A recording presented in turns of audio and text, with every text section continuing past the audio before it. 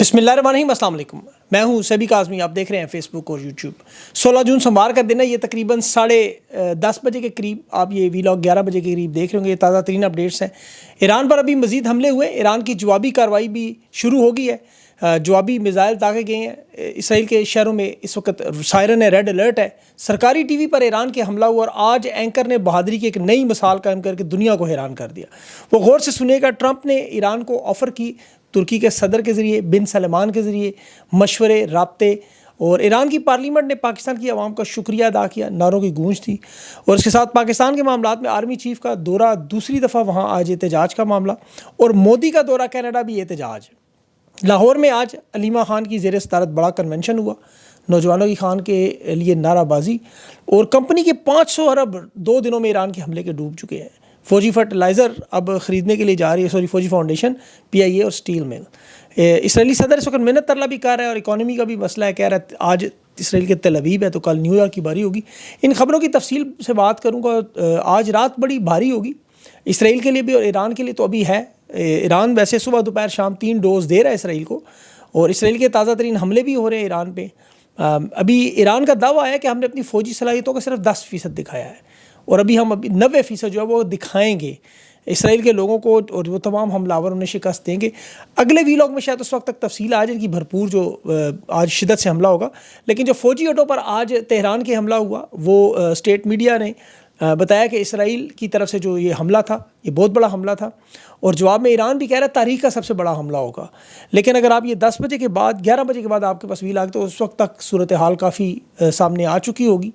Haifa जो शहर है वो आज इस ईरान का टारगेट होगा। और चूँकि आपको पता है नेतन्याहू ने ईरान की आवाम को आज पैगाम दिया था कि फिलफौर इलाका खाली करें। 3,30,000 की आबादी है, 2,000 बिल्डिंग्स हैं।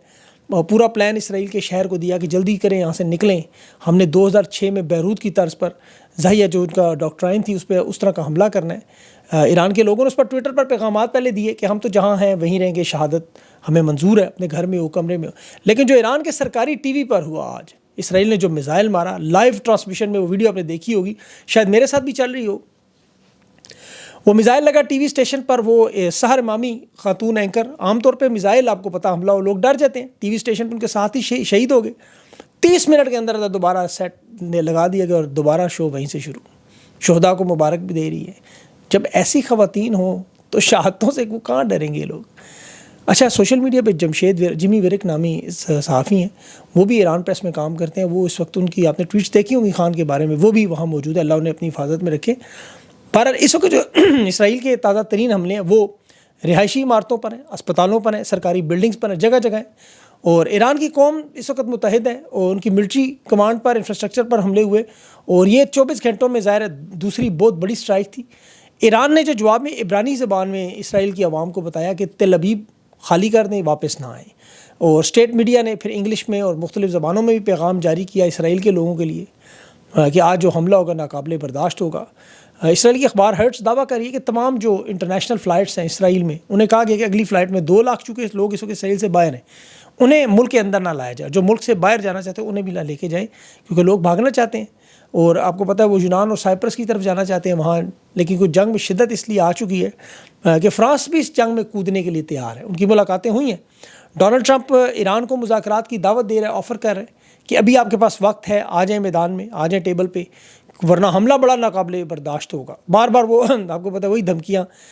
ईरान का जवाब यही है कि सुलह के लिए हम तैयार हैं, लेकिन अभी नहीं, अभी जंग चल रही है।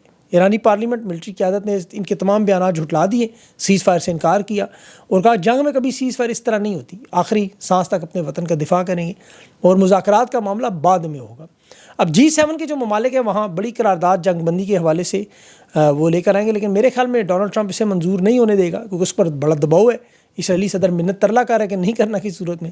इस वक्त नुकसान तो हो रहा है, बिलाशुबा ईरान को नुकसान हो रहा है, लेकिन जो इंटरनेशनल इदारे हैं, फॉक्स न्यूज़, BBC, राउटर्स, ये सब की जो खबरें देखें वो कह रहे हैं जो हम इसराइल में देख रहे हैं वो हमने 78 साल की तारीख में नहीं देखा।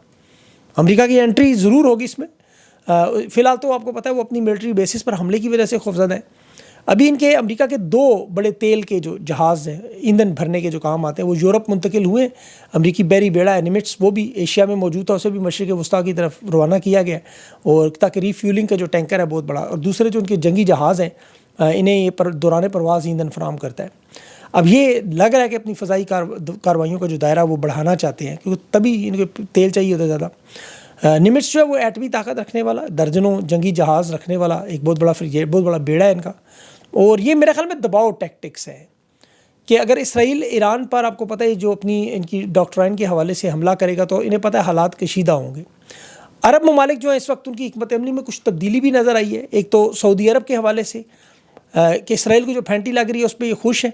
محمد بن سلمان کی طرف سے ایرانی صدر کو جو پیغام بھجوایا کہ جو مرضی کر لیں اسرائیل کے ساتھ، لیکن امریکہ کی بیسس پہ حملہ نہ کریں، ابنائے حرمز کو بند نہ کریں، ہم اندرون خانہ آپ کے ساتھ ہیں۔ ترکی کے بھی حالات یہی ہیں۔ طیب اردگان بھی آپ کو پتہ ہے اپنے ملک میں اپنی دفاعی صلاحیتیں بڑھانے پہ انہیں خطرہ ہے، ان پہ بھی حملہ ہو سکتا ہے۔ کویت کی جو منسٹری ہے وہ کہہ رہی ہے کہ میزائل ہمیں ایئر بیسس پہ نظر آ رہے ہیں، ہم ڈیٹیکٹ کر رہے ہیں، دیکھ سکتے ہیں، لیکن ہمارے شہریوں کے لیے خطرہ نہیں، اس لیے نہیں گرائیں گے۔ البتہ شام میں بشار الاسد کی حکومت بدلنے کے بعد جو نیا صدر احمد شرح، اس کے سر پر امریکہ نے ملینز ڈالرز کی قیمت رکھی تھی۔ وہ رجیم چینج کیونکہ وہاں کامیاب ہو گیا، وہ کہہ رہا ہے شام کی حدود میں ہم ایران کے میزائل اسرائیل نہیں پہنچنے دیں گے، راستے میں گرائیں گے۔ ابھی ترکی کے صدر کی ڈونلڈ ٹرمپ کے ساتھ تیسری دفعہ فون کال پہ بات بھی ہوئی ہے۔ اور اس کے علاوہ جو ایران کی قوم نے آج پاکستانی عوام کا، پارلیمنٹیرینز نے جو شکریہ ادا کیا، تشکر پاکستان کے نعرے لگتے رہے، کیونکہ انہیں پتہ کہ 96% عوام پاکستان کی ان کے ساتھ ہے۔ 4% لوگ تو ضرور ہیں جو اسرائیل کی حمایت کر رہے ہیں۔ آپ میڈیا کی حالت دیکھ لیں صرف اٹھا کے، پاکستان میں بھی اور باہر بھی۔ یہاں پاکستان میں آپ کو باقاعدہ اسرائیل کے حامی نظر آ رہے ہیں۔ ایک وہ آزاد نامی چینل تو اردو میں ان کی باقاعدہ ایڈوکیسی کر رہا ہے، اردو میں ان کی ساری پروموشن کرنے والے بہت سارے چینلز موجود ہیں، سیاستدان بھی موجود ہیں، اور کچھ تو ان کو چیزوں کو تحریک انصاف سے جوڑ دیتے ہیں ان کے صحافی۔ ابھی آپ دیکھیں کہ جیسے بی بی سی نے، ان کا ایک سینٹر فار میڈیا مانیٹرنگ، انہوں نے پکڑی ایک واردات کہ غزہ کے اوپر کس طرح اسرائیل فلسطین تنازع پر یہ متاثرین بنا کے فلسطینیوں کو دہشت گردوں کے ساتھ جوڑ کے، اسرائیل کا یہ دفاعی حق ہے اس کا بار بار ذکر کر کے، اسرائیل کی رپورٹنگ کو 3 گنا زیادہ کرنا، اور 76% آن لائن فیک رپورٹنگ۔ آپ اندازہ کریں اتنے بڑے بڑے ادارے فلسطین کا یا تو ذکر ہی غائب کر دیں، تو یا جب بھی ان کا کوئی مظاہرہ ہے اسے کہیں جی یہ تو دہشت گردوں کے حامی ہیں، یہودیوں کے مخالف ہیں۔ یہ اس طرح کی باتیں کر کے انہوں نے 361 فیک ٹی وی کے کلپ، میں بات کروں بڑے چینلز کی، بلینز ڈالرز کے، ملینز ڈالرز کے جو چینلز ہیں ان کی۔ اب یہاں پہ تو پاکستان کی تو خیر بات نہیں کریں، یہاں تو سگریٹ کی ڈبی پہ، پیٹرول کی ٹینکی فل کرانے پہ بک جاتے ہیں اینکر، کسی کو چھوٹا موٹا گھر مل جائے، عمرے کا ٹکٹ مل جائے، وہ آپ کا سدا ویسے ہی ملازم ہو جاتا ہے۔ یہاں اسرائیل کے سارے اثاثے کھل کے سامنے ہو۔ ابھی وہ انجینئر علی مرزا اندازہ کریں اسرائیل کی حمایت کر رہا ہے، ایران کی مخالفت میں وہ کیا کہہ رہے ہیں؟ ایران کی کمر ٹوٹ گئی، انہیں سرنڈر کر دینا چاہیے، ان کی اتنی پسلی نہیں ہے، لڑتے کیوں ہیں، صلح حدیبیہ کریں۔ اچھا اسے صلح حدیبیہ تو یاد آتی ہے واقعہ کربلا بھول جالا کہ یہ خود بڑی دفعہ اس نے بیان کیا ہوا ہے۔ واقعہ کربلا کے وقت بھی آپ کو پتا بہت سے کچھ ایسے مولوی تھے اس وقت بھی کہتے ہیں صلح کر لیں بھائی، ایک ملک 42 ممالک کو لے کے آپ کے اوپر چڑھ رہا ہے، آپ صلح کریں گے اس کے ساتھ؟ یہ عمران خان کو بھی جیل میں بار بار یہی لوگ ہیں جو کہتے ہیں معافیاں مانگ لیں۔ یہ جو قومیں لڑ رہی ہیں، اب ایران کی قوم کہہ رہی ہے ہم سارے شہید ہو جائیں، ہم سرنڈر نہیں کریں گے چاہے کچھ بھی ہو جائے، یہ کہہ رہے نہیں معافی مانگ کے صلح کر لیں۔ بھئی آپ کون ہوتے ہیں ان کو کہنے والے؟ بات تو یہ ہے نا، یہ تو اس قوم کا، پاکستان نے ایران کی طرف سے بارڈر بند کیا ہے تاکہ ادھر سے کوئی آئے نا، میرا نہیں خیال کہ وہاں سے کوئی آئے گا۔ یہ لوگ سارے کے سارے بھی وہاں شہید ہو جائیں، ملک چھوڑ کے نہیں جائیں۔ انہوں نے کہا ہم 20,000 ایرانی مہاجرین لینے کو تیار ہیں۔ اچھا اردن نے اسرائیل کا بارڈر کھول دیا ہے کہ جس نے آنا ہے سو بسم اللہ۔ اقبال کا وہ بڑا زبردست شعر تھا نا اس پہ کہ اپنی ملت پہ قیاس اقوام مغرب سے نہ کر، خاص ہے ترکیب میں قوم رسول ہاشمی۔ تو یہ لوگوں کو سمجھ نہیں آئی کہ ابھی بھی جو لوگ اس طرح کے موجود ہیں جو آج بھی نظریے کو نہیں سمجھ سکتے، انہیں نظریے کا نہیں پتہ۔ یہ عمران خان کے حوالے سے ٹویٹس مانگتے ہیں۔ ابھی جمائمہ خان کی بے تحاشا اسرائیل کے خلاف ٹویٹ ہے، مریم نواز کی نہیں مانگیں کبھی بھی۔ یہ کہتے ہیں عمران خان نے ڈیالہ بیٹھ کے جیل کیوں نہیں، وہاں سے میزائل کیوں نہیں مارتا۔ اسرائیل کو تسلیم نہ کرنے کا سٹینڈ پاکستان میں قائد اعظم کے بعد اگر کسی نے لیا تو عمران خان نے لیا۔ یہ جنرل باجوہ جس نے حکومت گرائی، جس کے چکر میں سارے اسرائیلی ایجنٹ بنے۔ ابھی وہ ایک عمار مقصود نامی بھی صحافی ہیں، وہ مسعود انور کے بیٹے، وہ کہہ رہے جی ایران بڑی اچھی ترقی کر رہا تھا اس کے پہلوی کے دور میں، امام خمینی آیا، اسلامی انقلاب آیا، ایران بدل گیا، ورنہ ان کے بڑے اچھے تعلقات تھے دنیا سے، معاشی ترقی تھی۔ اسرائیل کا یہی تو نظریہ ہے، وہ اس رجیم کو کیوں چینج کرنا چاہتے ہیں؟ وہ چاہتے ہیں خواتین جب بال کھول کے مغرب کے یہ لوگ ہیں ان کے استقبال کریں۔ مغرب ایران ان کے لیے ایک عیاشی کا اڈا ہوا کرتا تھا، انہوں نے اس قوم نے بدلا، اس کی مرضی ان کو جانے، ان کا ملک جانے۔ یہ نظریہ بات ہے نا، اصل نظریہ ان کو نہ خان کا سمجھ آتا ہے، نہ ایران کا سمجھ آتا ہے، نہ کسی حق پہ کھڑے ہونے والے شخص یا قوم کا۔ آج نظریے کا لاہور میں دیکھیں نا، علیمہ خان خطاب کر رہی تھی نوجوانوں سے بات کرتے ہوئے، کچھ لوگ نعرے لگا رہے تھے کون بچائے گا پاکستان، تو علیمہ خان نے پوچھا عمران خان جیل میں، عمران خان کو کون بچائے گا؟ تو نوجوانوں نے ایک نیا نعرہ لگایا, جوانیاں لٹائیں گے خان کو بچائیں گے. پاکستان کا نوجوان 26 نومبر کا عملی مظاہرہ کر چکا ہے. یہ کہہ سکتے ہیں کہ جوانیاں لٹائیں گے, یہ ڈائلاگ نہیں ہے, یہ کر چکے ہیں, یہ دکھا چکے ہیں. وہ انیس ستی آج بھی آتا ہے اس کا باپ, میری آنکھیں نم ہو جاتی ہیں. ابھی یہ ظالم ہے, دیکھیں جاوید اکرم, وہ بریگیڈیئر صاحب, وہ ملٹری جیل میں ہے, ریٹائرڈ جو تحریک انصاف کا, بیمار ہے, اسے ہارٹ اٹیک ہوا, سروسز اسپتال میں لے گئے کیونکہ بجلی بند کر دیتے ہیں, اذیتیں دے رہے ہیں. وہ ابھی ملٹری کیسز کے بارے دیکھیں نا, ابھی تو جو 9 مئی کے کیسز ہیں وہ فواد چودھری بھی کہہ رہا تھا ملٹری کیس میں ہی ڈال دیں, ملٹری عدالت میں, جب آپ نے فیصلے ایسے دینے ہیں. مخصوص نشستوں میں دیکھیں بلے کے نشان و جج کرتا ہے ہمارے پاس کیوں نہیں آئے. وہ وکیل نے بڑا اچھا اس کو جواب دیا کہ یہ تو وہی بات ہے کہ فلسطین کے لوگوں کو آپ پوچھتے ہیں کہ آپ شکایت کیوں نہیں لگاتے بھائی, آنکھیں نکال کے اندھا کر کے آپ بندے سے پوچھتے تمہیں نظر کیوں نہیں آتا. واٹس ایپ پہ بیٹھے ہوئے جج ہیں سارے, حج بھی کر کے آئے ہیں, مزے کی بات ہے, حج کر کے آئے ہیں سارے کے سارے, سرکاری حج, اور الیکشن کمیشن کے وکیل کو بھگا دیا تھا کہ وہ فیصلہ ہی نہ بیچ سنا سکیں.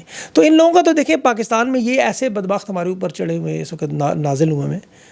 بہرحال آج امریکن ایمبیسی کے سامنے, پاکستانی ایمبیسی کے سامنے دوسرا احتجاج تھا, بڑا اہتمام کیا گیا. وہاں بھی لوگوں نے دوسری دفعہ, کیونکہ فیلڈ مارشل وہاں موجود ہے, پاکستانی ایمبیسی میں کوئی عشائیہ تھا, ملاقاتیں تھیں, ان کی پروگرام تھا, لیکن اس احتجاج کی وجہ سے عشائیے کا مقام بدل دیا گیا تاکہ کوئی بدمزگی نہ ہو. پاکستان میں ایسا کر کے دیکھتے کیا کرتے. اب بجٹ میں فوجی فاؤنڈیشن کو دیکھیں, اب انہوں نے ایک غیر منافع بخش ادارہ قرار دے کے ٹیکس استثناء کیا, اور اب وہی فوجی فاؤنڈیشن آپ کو پی آئی اے خریدتی ہوئی نظر آ رہی. پی آئی اے جس کے ساتھ نون لیگ نے دعویٰ کیا تھا کہ اسٹیل مل ویسے ہی موو, یعنی دونوں ادارے فوجی فاؤنڈیشن کے پاس جائیں گے. مقصد اس وقت صرف اور صرف یہ اداروں پہ قبضہ کریں, کوئی اور کام نہ کرنے دیں. اور جس طرح راتوں رات انہوں نے اچھا پیٹرول کی قیمتیں بڑھائی نا, اس میں 500 ارب کا ان کو ٹیکہ لگا ہے. 500 ارب, یہ جو ایران کی 2 دن کی 3 کی جنگ ہے, 500 ارب کا انہیں نقصان ہوا. وہاں سے اب اسمگل شدہ تیل نہیں بیچ سکتے, ایران کا بارڈر بند کرنا پڑا. تو وہ ڈیزل اور تیل یہاں مہنگا ہو رہا ہے, اس کے پیسے پورے کر رہے ہیں تو وہ عوام سے لے لیں. رات گئے انہوں نے کر دیا. آج پنجاب کا بجٹ بھی تھا, امی ان کی جو ہے پنجاب کی مریم نواز صاحبہ, وہ 1 سال بعد آئی ہیں لیکن تقریر نہیں کسی نے کرنے دی. میں اس ٹیکسی ڈرائیور کو دیکھ رہا تھا, ایک وہ جو 150 کا پیٹرول کا کہہ رہا تھا میری ٹیکسی نہیں چلتی. پتہ نہیں اب اس کی ٹیکسیاں گھر کیسے چلا رہی ہوں, مطلب جو اس کے پاس موجود ہیں کیسے پیٹرول پورا کرتا ہوگا. تو یہ تو اس وقت پاکستان میں آپ کو پتہ ہے فنکاروں کے حوالے کیا ہوا ہے, ورنہ یہ حالات امت مسلمہ کے جو ہے وہی انہی کے حالات ہیں.